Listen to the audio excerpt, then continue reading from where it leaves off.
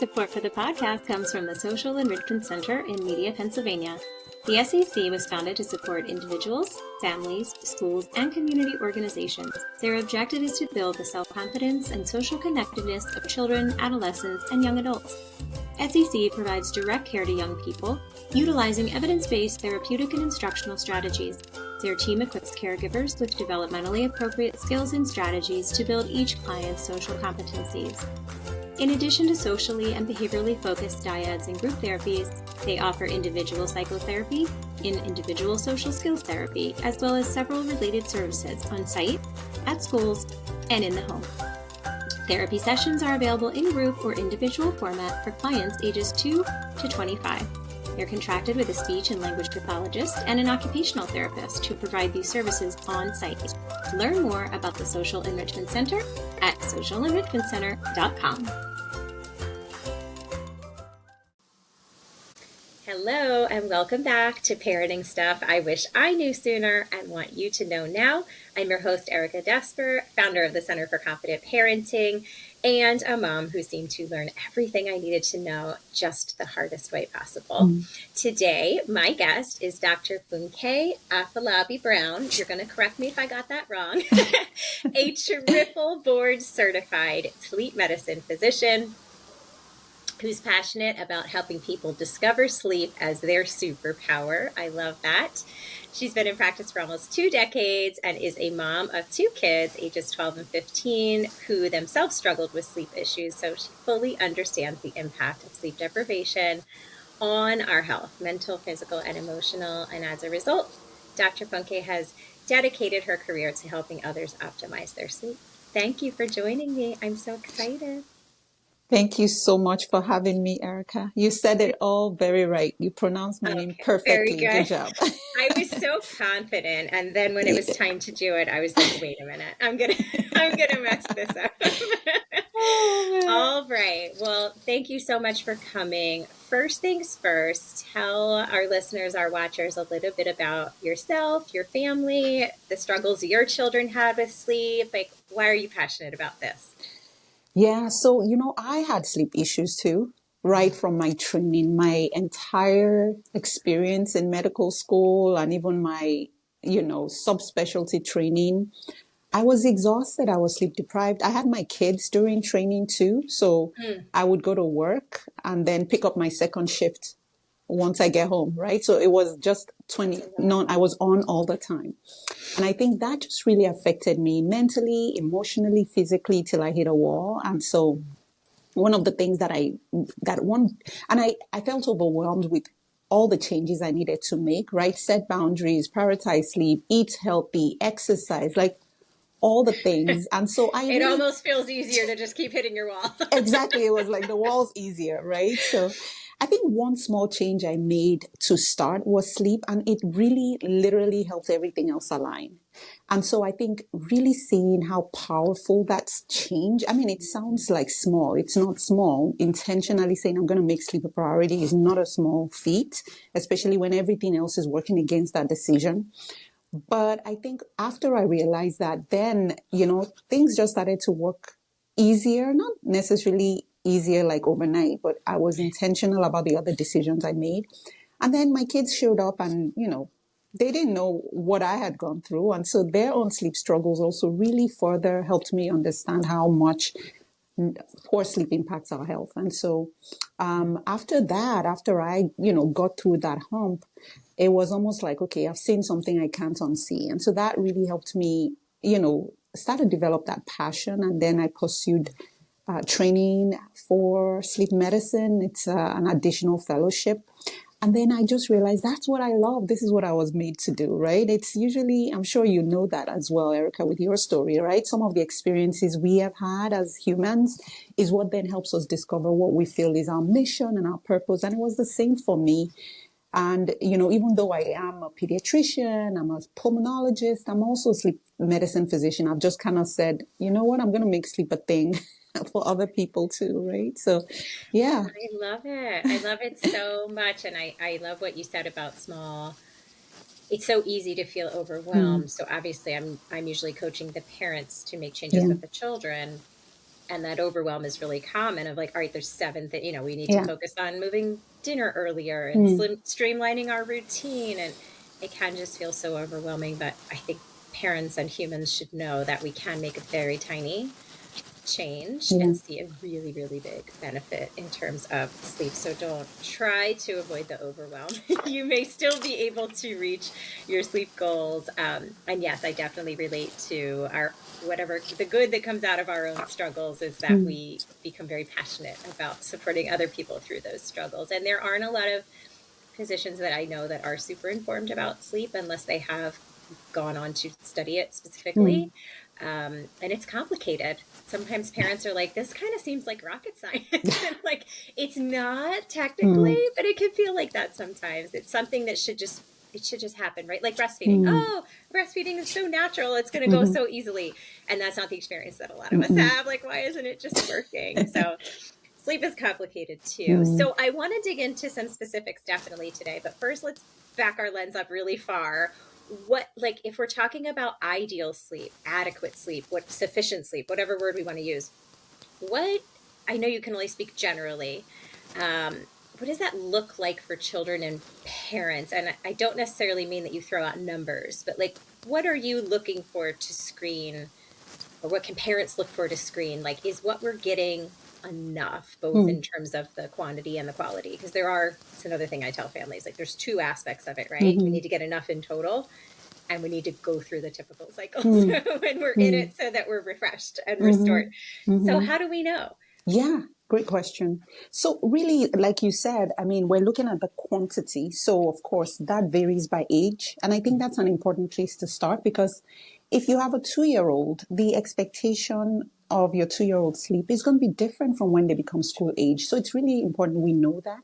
But then we also have to realize that the range is so wide, right? So school age children, for instance, anywhere from 9 to 11. So, if you're comparing yourself with your neighbor whose child is getting 11 hours, you may start to feel your child has sleep issues, right? Which mean they may not necessarily Maybe have they that. don't. And then the quality is so important. That's what you're alluding to, right? If you have a child who is hyperactive during the day, they're difficult to wake in the morning, they may be sleepy. Many times I tend to see the opposite, which is hyperactivity. They may have a lot of behavioral issues or frequent tantrums. If it's an adolescent, they may be more moody, just more irritable. So those are a few things. And then they may start to have challenges in school with focus and attention and things like that. So, even though this is why sleep is just so fundamental to, the child's learning, the child's behavior, the child's physical development, and actually the child's immune system as well. So you Mm. may have disruption in all of this.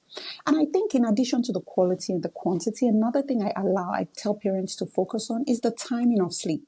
Because we all have that circadian rhythm, right? Which for some people, there might be a shift, especially as we get older. We have this period during that period of adolescence where you have sort of a more slightly delayed circadian rhythm or internal clock, which kind of lets your brain know when you should be asleep and when you should be awake. And so having an idea of that timing so that we're not trying to force our 14-year-old who used to go to bed without any problem at 8 p.m. We're not trying to Oh, get to them. I remember those days. They were Yeah, so glorious. I He would go know. to bed I and there'd know. be evening left before I went to bed. Exactly. Not the case anymore. No, no. Now they may be going to bed even a little later than us. And that is Yep. physiology. And it's important that we help people understand that too in terms of the timing. And so, yeah, I think I love what you're saying, like looking at it from a very holistic lens, because sometimes we get so caught up with the absolute numbers, but we Yeah. have to focus. Like, I honestly will tell you this. I would rather have a child get maybe 8 or 9 hours of high quality, Mm. good sleep, restful sleep, than 11 hours of sleep that's just all over the place and disrupted. Really So, fragmented. really, really important to look at it in that perspective. Yeah, and of course, we say very similar things to each other. It's, Mm, it's good to hear them confirmed yeah. by a triple board certified physician. I always say to parents, like, yeah, let's look at the range of, Mm, what we should be falling in, but beyond any number that any of us can throw mm, out there, like, how does your child seem? Like, we know mm, what our kids act like when they're really mm, well rested and well mm. slept, and we know what they're like when they're underslept. Yep. I've worked with lots of parents who think they have a really difficult child and, are kind of like grieving that they didn't get the Mm, easy kid that somebody else did. mm, But a lot of times it's just they're underslept. And like you said, behavioral issues can solely be being underslept. So mm, yes, definitely quality, quantity, and timing. Um, when I don't ask this question to terrify parents with research, mm, but really just to underscore what you said about the importance of sleep and how it impacts all of our mm, areas of health and growing. What is research telling us now or currently about the effects of being underslept on children who still have so much developing and mm, learning that needs to happen? We know mm. what it's like when we're adults. We Yeah, get grumpy and we're not good at yeah. getting things done. Yeah, no, no, such an important place. And like, you're right, it's more of creating that awareness. It's not to make anyone petrified and worried, right? But really knowing that insufficient sleep is something that can impact children in every domain of life. So I talk about from the top all the way to the bottom. So their brain function, learning, development, and also the cognitive aspects of our learning all occurs during sleep. So when we are short on sleep, that is something that we can see take a toll, especially in children, because within the first few years of life, their brains are growing so rapidly. They're forming, making neural connections in a way that's actually pretty dramatic. So when we don't get that occurring, we're going to start to see them either lag behind in learning. We may see them having challenges with executive function. We've actually seen even fine motor skills impacted. And so when I have children that I work with who might be getting therapy, like OT, PT, all that, we're usually saying, okay, we need to work on them from the inside out. If they're not getting good sleep, it's going to be really hard for them to engage and for them to really optimize that therapy they're getting. So that's actually pretty common. And then we also see emotion regulation, really another thing that occurs during sleep, right? So we may start to see that grumpy, again, that really cranky, irritable, Short child, fuse. short fused, right? Or you may see focus problems. And so that's where the hyperactivity may start to emerge. They seem to be very disruptive. They seem to be very impulsive. And, if you look at the symptoms of ADHD and the symptoms of a sleep deprived child, they're actually very, very similar, which is why even again for children who maybe are on that path of getting diagnosed with ADHD, I usually will say get their sleep checked first. Let's first even figure that out. I'm not saying they don't have ADHD, but it might actually be that sleep is playing a big role. And then we think about even, again, the immune system, and they've looked at this where they've studied folks who had enough sleep and those who didn't. And one thing we've noticed is this: so you may be more susceptible to even the common cold. That's even something that puts us at risk. And you may have noticed it even with yourself, where if you've had like a period of time where you didn't sleep well, you probably might feel Get more sick. sick. All you need is a child to Yeah. just sneeze on you, and all of And a right sudden, now I don't know when this will air, but we're yeah, recording it in the dead of February and mm-hmm. every family I'm Yeah, working with right now, yeah, everyone is sick yeah, and they're just passing it back and forth. So exactly. if you want to Mm, survive the winter, you've got to you get your good gotta, sleep, get yep, your immune system up. yep, yep. Yeah, that's really important. And I think a lot of people think that sleep is just this downtime, Mm, and parts of it you're yeah, like in a coma practically, yeah, right? yeah. But there's a lot more time spent Mm-hmm. in sleep where work is being Yep, done yep, internally, and that's really important yep, for parents to understand. yeah. um, Awesome. Now what about potential effects for parents Mm, who aren't getting sufficient sleep? I mean, I know all the same applies, but is there anything else you want to say yeah, to them? yeah, no. So family dynamics is a big one that's impacted, right? Now you have a child who's irritable because they're not sleeping. It's causing a lot of stress in the family. It can impact their relationships. And they've actually looked at work productivity of Yeah. parents who have children with sleep issues, and I've seen that it's lower. I mean, just even anecdotally from my experience and from my practice, I've seen parents just either change jobs or switch from, being able to work outside of the home to staying home to work because, the child's sleep was impacting them so significantly. There is increased risk of mood disorders, anxiety, depression. Again, family relationships, intimacy with the spouse, all those things can be affected. Now, when parents are not sleeping well, then we start to get into the consequences of sleep deprivation, even on their physical health as well. So increased risk of hypertension, diabetes, obesity, right? So all those things now then start to come to play. Because if you think about it, you're not well slept, your child is not well slept, you as well are not well slept. So, and then we start to see those impacts as well in the families. And you mentioned hitting a wall. Mm. So I'd love to take just one moment to say to anyone, there's this common mantra of like, I'll sleep when I'm dead, Mm. right? And Elon Musk hasn't done much for for Yeah, improving, exactly. for promoting sleep.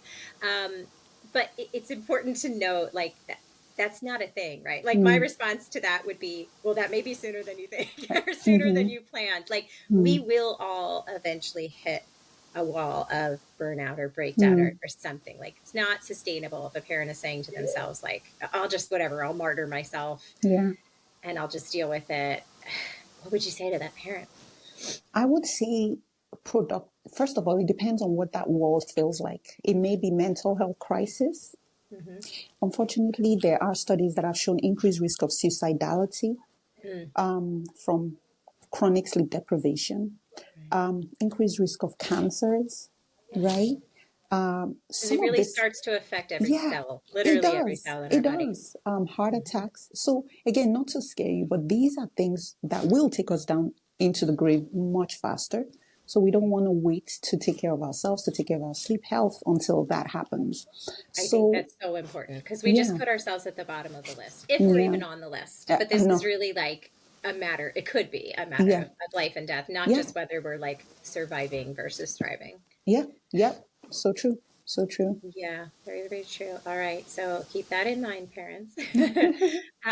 So when sleep is not ideal in quantity, quality, timing, what have you, if it's a battle, a struggle, what are you seeing most often in the patients that come to you as being the underlying causes, the common ones? Yeah, yeah. So, behavioral is a big one. So Mhm. probably I would say almost 40 to 50% of my practice still with behavioral issues. Which is also good for parents to know. Yeah, It's not always yeah, a medical thing. yeah, yeah, yeah, yeah. Sometimes it's a medical sleep disorder, right? So it could be sleep apnea, which actually is much more common than we think. So your child snoring and having restless sleep, maybe an underlying sleep disorder like sleep apnea. It could be restless leg syndrome, especially with kids who are maybe picky eaters. They may be low on iron, and low iron stores have been associated with just that constant tossing and turning. And what that ends up doing is it fragments your sleep, and so you're waking up still exhausted, or your child is waking up tired. It could be other things like, narcolepsy, especially if they're older and maybe they're getting enough sleep, but they're still so sleepy, or they're having some other weird symptoms, which is something we need to be aware of. And then I may see, especially for children who might have autism or ADHD, may just be sleep issues specifically related to that underlying condition. And then I would say a lot of kids that have other medical issues, so a child that has asthma or a baby that has reflux Yeah. or something of that sort, they actually may present with sleep issues. And so it's when we're now delving in to say, wait, what is going on at bedtime? What medicine did you say your child is on? And then we realize, okay, this is what's going on. And sometimes it may be because of medication. So maybe a child who was put on medicine for ADHD, and it's perfect. It's keeping them But it's focused a during the stimulant. day. But it's a stimulant. So in that situation, we're working really closely with their prescribing doc, really closely with their psychologist to make sure that they're on medications that are safe or that we adjust the timing. If a parent is concerned that there's Mm. an underlying medical issue, and we get this a lot, our team will say, like, here's why this is happening, here's what we're going to do to change it. And they're like, I hear you. I hear you that it's Mm. behavioral, but I'm really worried there's something wrong with my kid, Mm. right? It can't just be Mm. that. So lots of parents share that concern. Obviously, they'd bring that concern probably to the pediatrician, but if they are brushed off by their pediatrician, which I also hear a lot, Mm. regardless of what type of concern it is, maybe they're of a wait and see mentality, or they think like, oh, you're just a first time parent and you're very nervous.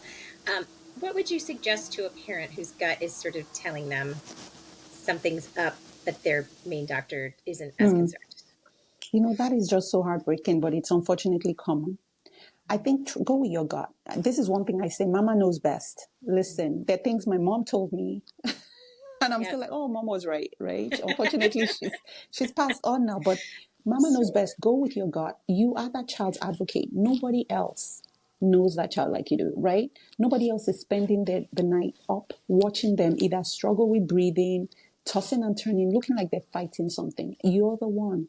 So I want you to really take that space and just take it fully and advocate and ask for help. And if you don't, the beautiful thing now is there's so many resources online, which you have to be careful about, of course. And so finding the right tools, navigating that, asking for help.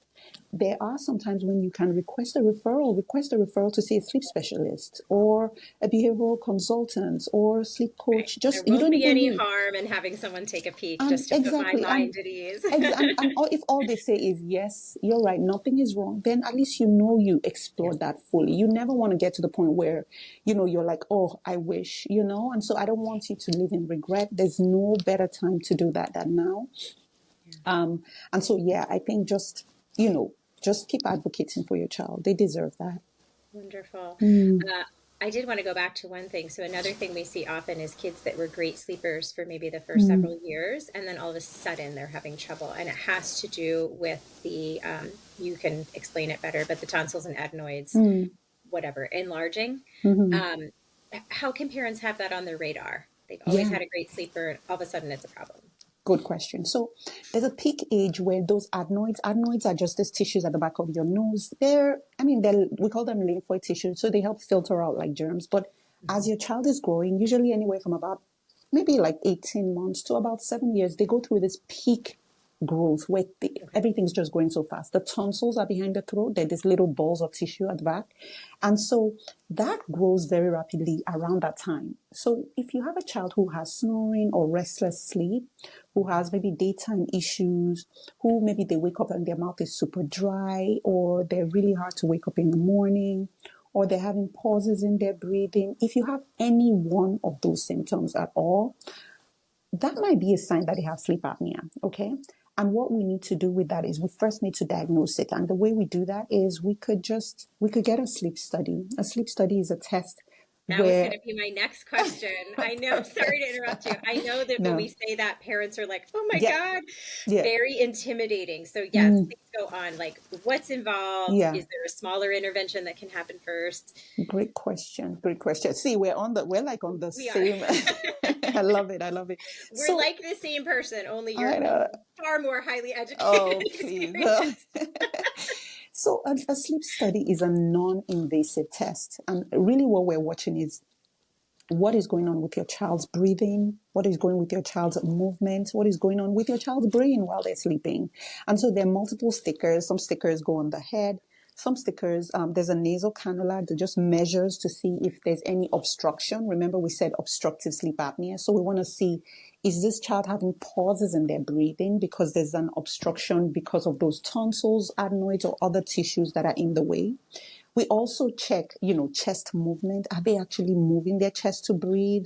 We check oxygen levels, and then we do some other tests just to really make sure that what you're seeing really actually matches up with data, right? Because before we expose our child, the treatment of sleep apnea is usually either surgery or, dental interventions or things like that, or some medications in some situations. Before we expose them to those kind of strategies, we want to have data like, is this actually something that is going on with my child? Or is it just snoring? Because some kids just snore and there's nothing else going on. Right. So that helps us to know exactly what. Nothing hurts. They usually will come to a sleep lab or a sleep center, which may be part of a hospital or could be freestanding. And we get that test. So they come overnight. And so after the night study, you and your child will go home, and then the study gets interpreted by a sleep physician like myself. And then we can then talk about what are the different treatment options, which will depend on the severity. The severity is categorized into mild, moderate, or severe. So that really sheds a lot of light into what exactly we need to do and how active or how fast we need to innovate. Now, there is an alternative, which are home sleep tests. Now, a lot of research has been done for home sleep tests in adults. In children, the work is still sort of ongoing. I think within the next couple of years, we'll really be able to do this in certain children. But for most situations, you may need to do the in-lab test. In my practice, we do offer home sleep tests. I use it more of a screener, exactly like what you said. What can we do? Do we need to move forward? Do we not?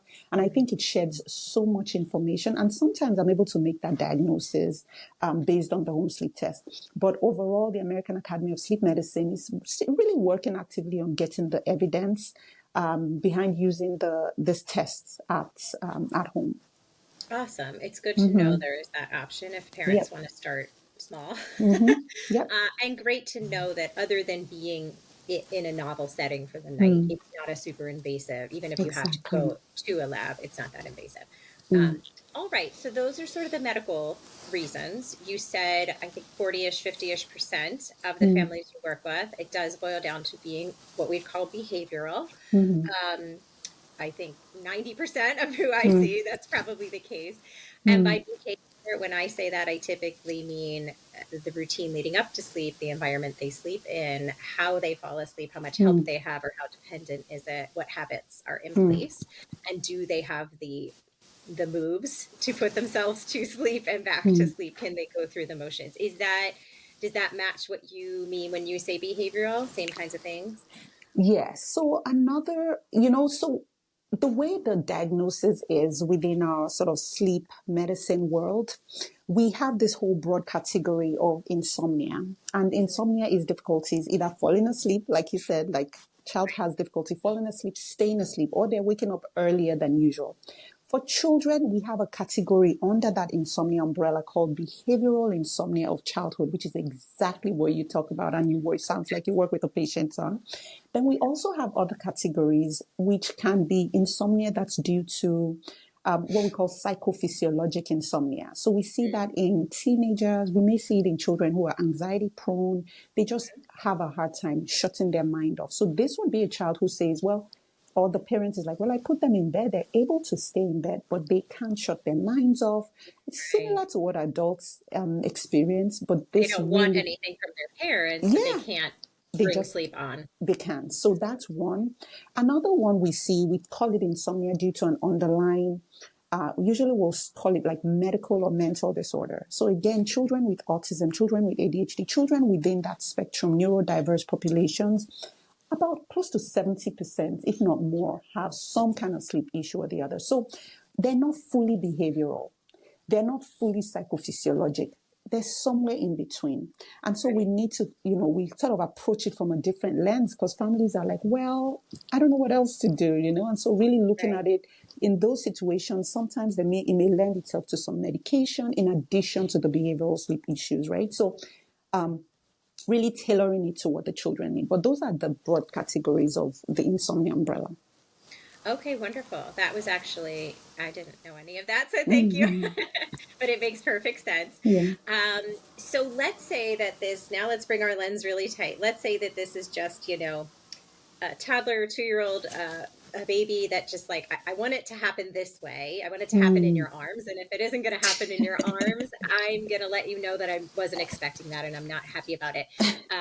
We don't have to dig in today to the strategies that, would address that.